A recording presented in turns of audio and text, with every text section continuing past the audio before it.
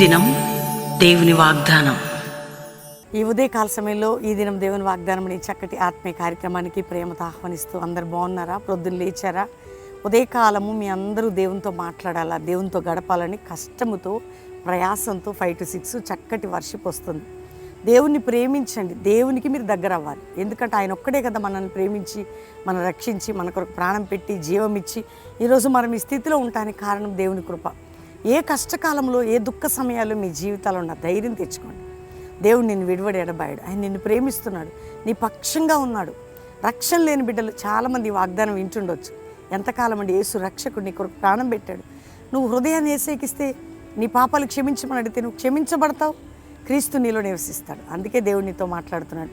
రెండవదిగా ఈరోజు దేవుని వాగ్దానాన్ని విశ్వాసముతో నేను మాట్లాడుతున్నప్పుడు నాతో కలిసి ఈ మాట చదవండి, మనందరం చదువుకుందాం. సమూయేలు మొదటి గ్రంథం 17వ అధ్యాయం 47వ వచనం. 17:47. అప్పుడు యెహోవా కత్తి చేతను ఈట చేతను రక్షించువాడు కాడని ఈ దండువారు తెలుసుకుందరు. యుద్ధము యెహోవాదే. ఎందుకంటే దావీదు కట్టె చేత ఈట చేత రక్షించే దేవుడు కాదు, నా దేవుడే యుద్ధం చేస్తాడు. ఏదో పెట్టి నేను బయటకు తీసుకురాడు. ఆయన ప్రాణాన్ని ఇచ్చినవాడు, రక్తం కార్చినవాడు, ఆయనే నీ పక్షమ యుద్ధం చేస్తాడు. ఏదో రకంగా ఈట చేత కత్తి చేత నేను ఇశ్రాయేలుని ఫిలిస్తీ చేతులను విడిపించేవాడిని కాదు. దావీదు ఏమన్నాడు? యుద్ధం యెహోవాదే. నీ కుటుంబం పక్షంగా, నీ భర్త పక్షంగా, నీ వ్యాపార పక్షంగా, నీ ఆత్మీయ జీవితంలో నిన్ను బలహీనపరిచే ప్రతి పరిస్థితి నుంచి నీ విషయంలో నిన్ను విడిపించి రక్షించుటకు నీ కొరకు యుద్ధము చేయవాడని నేనే. ఈట చేత కాదు, కత్తి చేత కాదు, దేని చేత కాదు.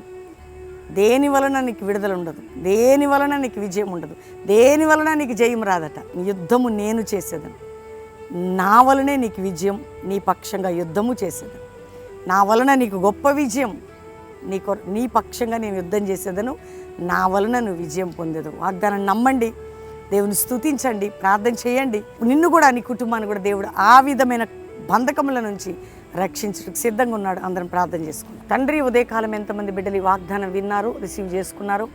రక్షణ మారు మనసు లేని వారికి రక్షణ మారు మనసు, పాపక్షమాపణి, అప్పులు, ఆర్థిక సమస్యలు, మానసిక ఒత్తిళ్లు, కుటుంబ పోరాటాలు, ఉద్యోగులు ఏమి, కోర్టు కేసులు, ఏ భూ సంబంధం ఏ కట్లున్న తెంచి వారి పక్షంగా ఎవ్వరు లేరు, మేము ఒంటరి వాళ్ళం అనుకుంటారు. ఈట కత్తి కాదు నాయన, యుద్ధము నీదయ్యా, యుద్ధము నీది, యుద్ధము నీది, యుద్ధము నీది.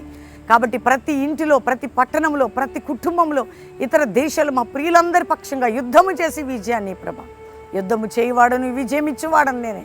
కాబట్టి ఆ విధంగా నువ్వు గొప్ప కార్యం మా భారతదేశాన్ని రక్షించి క్షేమము, సమాధానము, సస్యశ్యామలం మీరు దయచేయండి.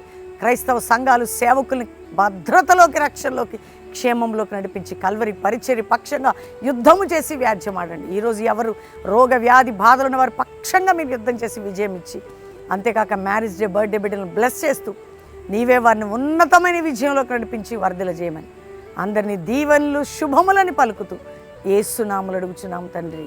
Amen, amen, amen. ఈ వాగ్దానం అందరూ లైక్ చేయండి, షేర్ చేయండి, మంచి కామెంట్స్ పెట్టండి.